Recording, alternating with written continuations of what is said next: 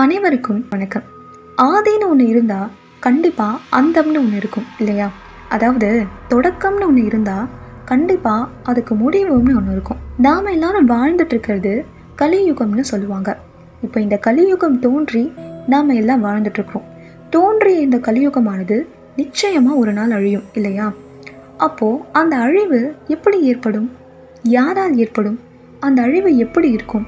அது அழிந்த பிறகு மறுபடியும் பூமி இருக்குமா? இன்னொரு யுகம் இருக்குமா? அந்த யுகத்தில் உயிரினங்கள் வாழுமா?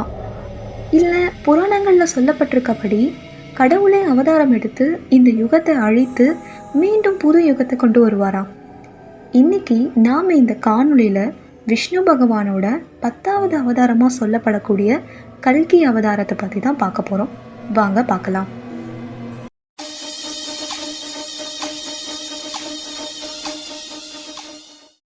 இந்து சமயப்படி உயிர்கள் அனைத்தையும் படைக்கக்கூடிய கடவுளாக பிரம்மாவும், அப்படி படைத்த அந்த உயிர்களை காக்கக்கூடிய கடவுளாக விஷ்ணுவும், உயிர்களை அழிக்கக்கூடிய கடவுளாக சிவனும் பார்க்கப்படுறாங்க.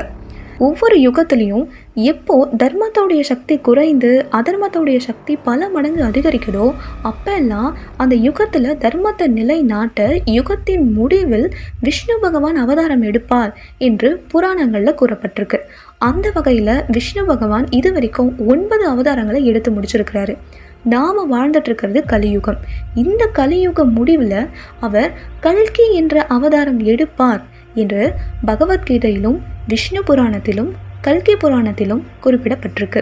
பொதுவாக யுகங்களை 4 வகையாக பிரிக்கலாம். கிருத யுகம், துரோதா யுகம், துவாபர யுகம், கலியுகம். இதில் கிருத யுகம் பார்த்தீங்கன்னா 17,28,600 ஆண்டுகளை கொண்டது. துரோதா யுகம் 12,96,000 ஆண்டுகளை கொண்டது. துவாபர யுகம் 8,64,000 ஆண்டுகளை கொண்டது. கலியுகம் 4,32,000 ஆண்டுகளை கொண்டது. இந்த 4 யுகம் சேர்ந்தது ஒரு சதுர் யுகம்னு சொல்லுவாங்க.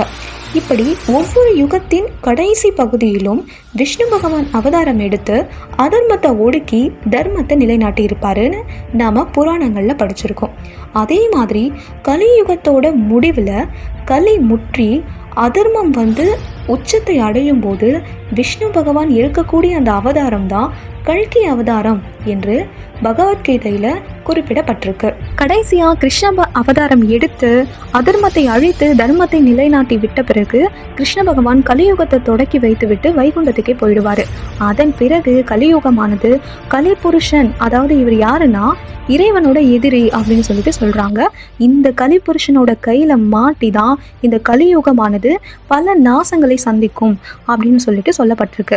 பகவத்கீதையில என்ன சொல்றாங்க அப்படின்னா, கலியுகம் முடியும் போது அதர்மம் ரொம்பவே கோர தாண்டவம் ஆடும், சர்வ நாசம் அடையும்.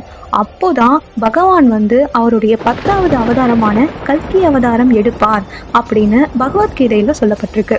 விஷ்ணு புராணம்னு இன்னொரு நூலும் இருக்கு. இந்த விஷ்ணு புராணத்துல பாத்தீங்க அப்படின்னா, அந்த விஷ்ணு புராணத்தோட கடைசி பகுதியில மைத்ரேய முனிவர்னு ஒரு முனிவர் பராசர முனிவர் என்ற முனிவரிடம் கேட்பதாக ஒரு அத்தியாயம் அமைந்திருக்கும். அதாவது இவர் என்ன கேட்பார் அப்படின்னா, கலியுகம் எப்படி இருக்கும், கலியுகம் எப்படி முற்று பெறும் அப்படின்னு சொல்லிட்டு கேட்பதற்கு அந்த பராசர முனிவர் விளக்கம் கொடுப்பதாக அமைந்திருக்கும் விஷ்ணு புராணத்துல. அப்போ அவர் என்ன சொல்லுவார் அப்படின்னா, கலியுகத்துல வேதங்களுக்கு எதிராக மக்கள் வாழ்வாங்க, மாணவர்களுக்கும் குருவுக்கும் இடையே ஒரு மரியாதை இருக்காது, நாகரிகங்கள்லாம் மக்களிடம் இல்லாமையே போயிடும், மற்றவங்களுக்கு உதவுறது, இரக்கம் காட்டுவது, மனித நேயம் இதெல்லாம் மக்கள் கிட்ட தொலைஞ்சே போயிடும். அது மட்டும் இல்லாமல் அவங்க மக்கள் எல்லாருமே அவங்களுடைய காரியத்தை நிறைவேற்றக்கூடிய அளவுக்கு ரொம்ப சுயநல மனிதர்களாக மாறிடுவாங்க.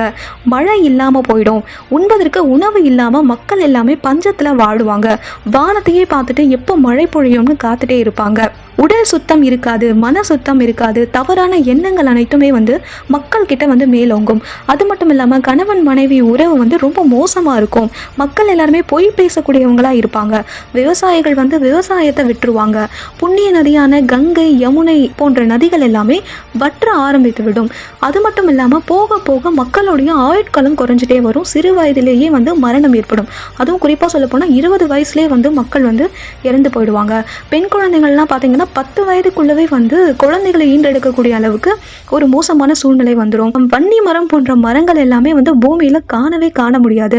சொத்துக்காக தாய் தந்தையையே வந்து கொல்லக்கூடிய அளவுக்கு பிள்ளைகள் பிறப்பாங்க. அது மட்டும் இல்லாமல் உலகம் முழுக்க திருடர்கள் அதிகமாக காணப்படுவாங்க. இது எல்லாமே விஷ்ணு புராணத்தில் கலியுகம் எப்படி இருக்கும் என்று சொல்லப்பட்டிருக்கும். இப்போது கல்கி புராணம்னு ஒரு நூல் இருக்குது. அந்த கல்கி புராணத்தில் பகவான் கல்கியாக எப்போது அவதரிப்பார், எப்படி அவதரிப்பார் என்று விளக்கம் கொடுக்கப்பட்டிருக்கு. அதாவது கல்கி அப்படின்னா கலியுகத்தை அழிப்பவர் என்று பொருள். இப்போது கலியுகம் வந்து பார்த்தீங்கன்னா 4,32,000 ஆண்டுகளை கொண்டது. நாம் இப்போ கலியுகத்தோட தொடக்கத்தில் தான் இருக்கோம். 5000 வருடங்கள் தான் முடிஞ்சிருக்கு. அப்போது இன்னும் 3 லட்சத்துக்கும் மேற்பட்ட ஆண்டுகள் காணப்படுது. அப்போது இந்த யுகம் முற்றி போய் அழியக்கூடிய தருவாயில், அதாவது கலியுகத்தோட கடைசி நாள் அன்னைக்கு பகவான் வந்து கல்கியாக அவதாரம் எடுப்பார். இப்போ கல்கி அவதாரம் எங்க நிகழும், எப்படி நிகழும், எப்போது நிகழும், அதுக்கான குறிப்புகள் என்ன சொல்லப்படுது அப்படின்னா 3 கடல்களும் சங்கமிக்கக்கூடிய ஒரு இடத்துல நிகழும். 3 கடல்களும் சங்கமிக்கக்கூடிய இடம்னா உலக அளவில் நம்ம இந்தியாவை சொல்லலாம். அப்போ கண்டிப்பா கல்கி அவதாரம் நம்ம இந்தியாவில் தான். கல்கி வந்து கருமை நிறத்தில் இருப்பார் என்றும் ஆன்மீகத்திலேயே திளைத்த ஒரு தம்பதிக்கு மகனாக பிறப்பார் என்றும் கூறப்பட்டிருக்கு. கல்கி வந்து பார்த்தீங்க அப்படின்னா இளமையிலேயே ரொம்பவே அறிவாற்றல் மிக்கவராகவும் சுய கட்டுப்பாடு நிறைந்தவராகவும் காணப்படுவார்.